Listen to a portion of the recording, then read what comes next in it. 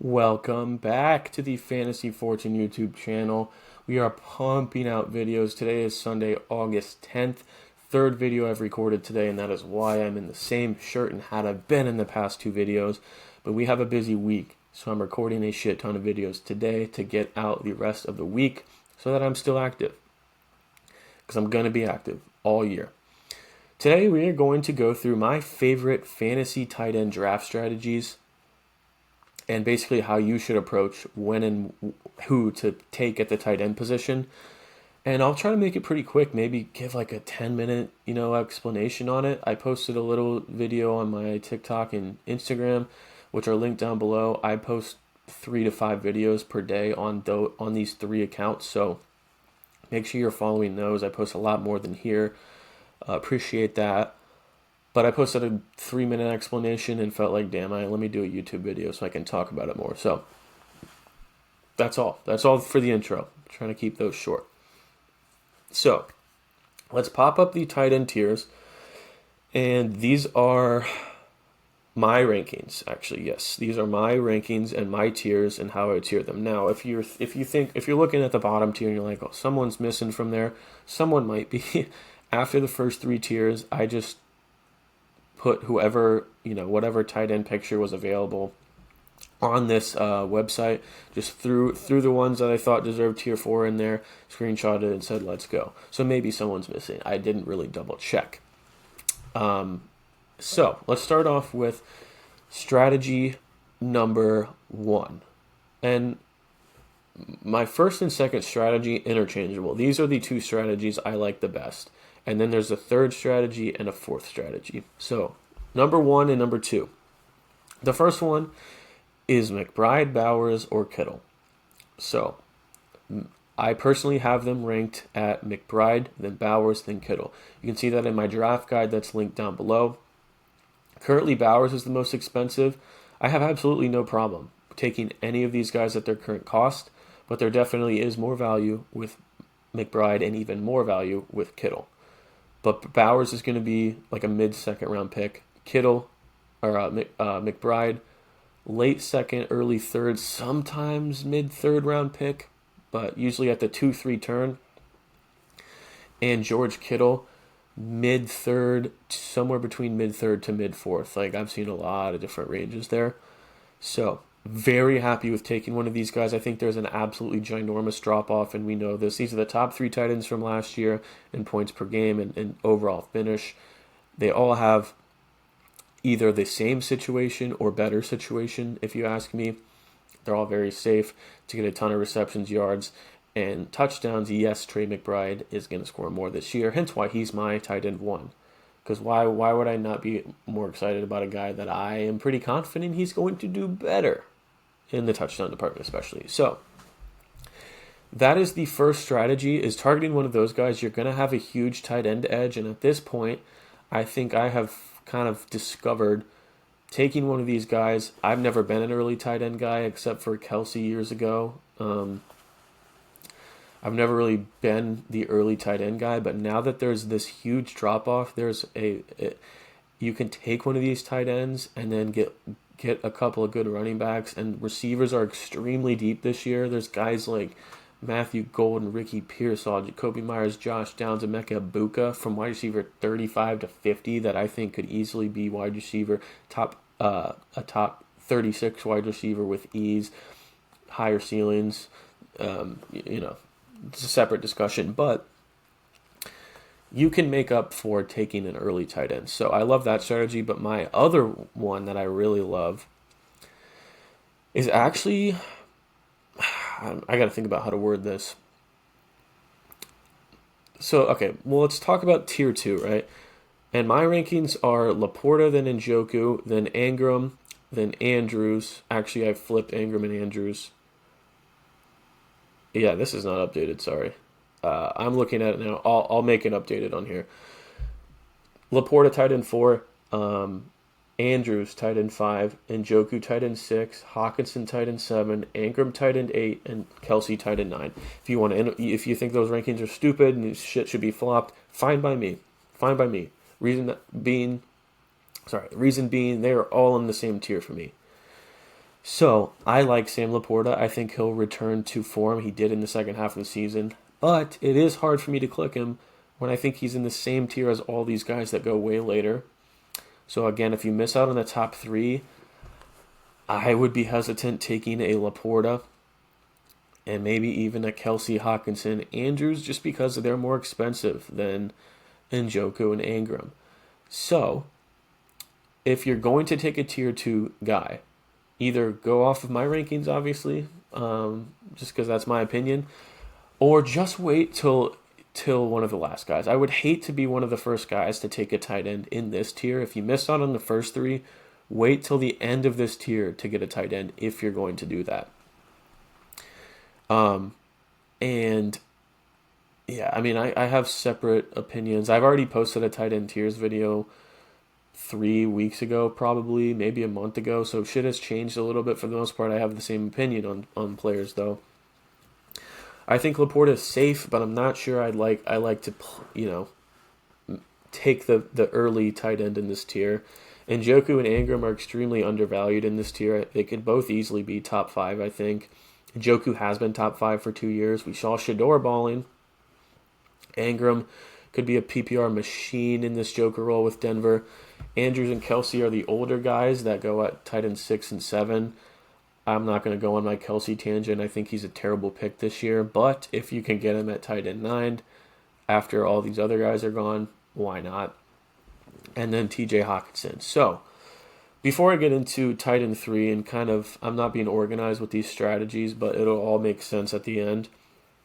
Before I get into those, if you like throwing money on season props or these preseason games, or you're just waiting for week 1, the best places to join, Underdog and Chalkboard. Both of these apps, if you join with the code FORTUNE, you can get up to $1,000 on Underdog for free, meaning they will match 50% of your deposit. If you throw out $100 in the app, they'll give you an extra 50 and a free half-yard pick promo to pair with your pick, only with the code FORTUNE. But Chalkboard will just double your deposit up to $100. So if you put $100 into Chalkboard, you'll get another $100 for free, and you'll have $200. They'll also give you a half-yard promo pick for free, and they actually have a new promo where they are giving you $20 just for making an account with the code FORTUNE, meaning step 1, make an account. Step 2, use code FORTUNE. Step 3, you have $20 without a deposit. Now, I would recommend depositing since you can get it doubled and get a ton of value.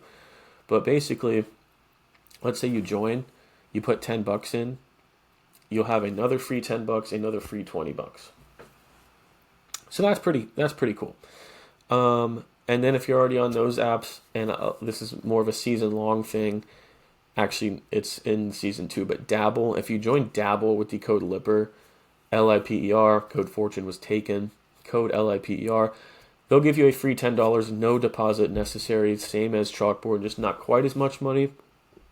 But their season prop lines are extremely different than, if you look at my draft guide, I have an Underdog versus Dabble in season yard projections. You can find a 50-yard value if you're putting money on someone's higher than or lower than. I recommend checking both these apps out. And if you're taking someone higher than 1,000 yards, it might just be 950 on Dabble. So be smart about your picks there. Three very good apps. But anyway, Tier 3. I freaking love Tier 3 because Colson Loveland and Tyler Warren, both top 15 first-round draft picks in the NFL draft. I think both of them could obviously have better situations, but we said this about Brock Bowers last year. I think both of them could easily be top 5 tight ends. If Ben Johnson has a Sam Laporta type of plan for the guy he drafted top 10 when they had way bigger needs than another tight end and another offensive weapon, I should tell you something. This guy is ultra talented in the receiving game. And hey, I don't know if it'll happen, but this could be a very good offense. Tyler Warren, just an immediate safety blanket. We've seen snippets of him making highlights in training camp and being very reliable in the first preseason game, getting a ton of targets, 25% of the plays he was in. So, while I don't think their ADPs are wrong because they're a little probably riskier than the Tier 2 guys, They go after them, and I think they have just as much upside, if not more. So this is why I like this strategy. If you don't get a tier 1 guy, I'm immediately thinking, okay, if I could get a tier 2 guy, but I'm going to wait till the end of that tier. If I miss out on tier 2, I'm more than okay getting a Colston Loveland plus a tier 4 guy, a Tyler Warren plus a tier 4 guy, or Tucker Kraft, who, by the way, haven't even talked about him, led tight ends in yards after catch last year, absolute monster, dealt with some injuries, but that role, that tight end 1 role, is finally officially his, as we saw in the playoffs last year. I think he sneaky could lead this team in tight ends. I think he could be a touchdown monster. This team is going to pass more. Jordan Love is going to be fully healthy now. He had multiple injuries last year. These 3 guys, I think, have just as much, if not more, upside than the tier 2 guys. So that's why I do not mind waiting till tier 3. And we'll quickly touch on some of the tier 4 guys. These are guys that I do think have some sneaky upside to be a tight end 1, but I would rather not wait till this tier to get my starting tight end. You're going to be behind. Now, if years past, I'm not even going to call you crazy. If you miss out on the tight end, the first tight end tier, those top 3 guys, if you've been a guy that just punts tight end in the past, you're like, screw it, I miss those guys, I don't even need to worry about tight end. I'll wait till freaking end and snag one of these guys. I wouldn't recommend it because I think there's plenty of value in tier 3, or maybe even the end of tier 2, but I'm not going to call you crazy because you might just end up streaming with matchups. You can plug in Dalton Kincaid, get Dallas Goedert, Jake Ferguson. A lot of these guys like Zach Ertz, Brenton Strange, and Hunter Henry, you might be able to get off the waiver wire and plug and play on a week-to-week basis. I wouldn't recommend it, but it's not a crazy strategy. So all these guys are obviously ranked outside the top 12, but I wouldn't be surprised. I think all of them have some sort of path to surprising people and being a top 12 tight end. Kincaid, lack of targets there. Jake Ferguson, a very heavy passing offense. Dallas Goedert, good high-scoring offense. Maybe they pass more. Maybe there's an injury to one of their receivers, in which case he gets a huge jump. Hunter Henry, sneaky candidate to lead that team in targets, I think. He could be a touchdown monster. He was due for more last year. Brenton Strange, first year being a starter in a Liam Cohen Jaguars offense where Evan Ingram thrived before. I'm buffering. Hello. Zach Ertz, he was top 12 last year. Jonnu Smith was top 8 last year, though I don't like the Steelers' landing spot. Mason Taylor could be one of those random rookies who was he was drafted in the top 3 rounds. There was no competition outside of Garrett Wilson. Maybe he walks into a ton of easy targets. And Chiga Okonkwo had a little bit of a breakout in the second half of last season. Maybe he's the second option outside of Calvin Ridley, and maybe this offense improves. You never know. So, to wrap it up, there's a few different ways to approach this, right? Get a top 3 elite tight end. Love it. If you get a tier 2 guy, again, I love Sam Laporta. I like Mark Andrews. But I very, very much question why you would be the first one to take a tight end in this tier when I think the tight end 4 is Sam Laporta and the tight end 9, for me, Travis Kelce, but for ADP is Ingram or Njoku. I really would be surprised if there was a huge difference in production there. And if you miss out on those guys, these tier 3 guys, I might just be sitting here in week 4 of the NFL season with those guys ranked ahead of some of these tier 2 guys because they are extremely high upside. And then the tier 4 guys, I think, are really just tight end 2s or streaming options that there's some upside, there's some downside, whatnot. So I think for me, I don't go into drafts with a plan here at tight end, just kind of how the board falls. Unless I, have been through 4 drafts and I don't have a top 3 guy, I might say, screw it, I'm getting one of those guys here. But, yeah, it's just kind of how the board falls. If you get some value at the tight end 3, to our top 3 guys, or even not, go ahead and do it. Wait in tier 2 if I were you. You're not going to lose your league off of taking Sam Laporta right after the tier 1 guys. I like Sam Laporta. He should be top 5. But I think you could do better in terms of value. And then tier 3, I love those guys. I mean, 2 of them are rookies. They could get off to slow starts. Maybe Tucker Kraft, a similar thing. Who knows? They're riskier, which is why they're in this tier. But the upside is there. So, lastly, I mentioned Underdog, Chalkboard, and Dabble. But there are 2 more apps that I have for you. The first one being Novig. Now, this is a new app. These are the states it's available in. A lot of states, probably available in your state. If you join with the code FORTUNE, again, you can get up to 100 free bucks. And this is a sportsbook type of app where you're betting on games. I'm not supposed to say bet, sorry. You are putting money on games, winning the team to win or the spread or something. If you like doing that type of betting, again, I said it, but Novig, great app. That is 21 plus, but it's not 21 plus, is Rebet. If you are under 21 and you've been waiting to turn 21 to put some money on who's going to win this game, how many points they can win by, stuff like that, you can do it on Rebet, and you can get up to 100 free bucks with the code FORTUNE. So that's going to wrap that up. Let me know with a double tap on the screen, a little like or a little comment if you enjoyed this. It tells me what I should do more of, and I appreciate it, the time I put into this. So thanks for listening, and we'll see you on the next one.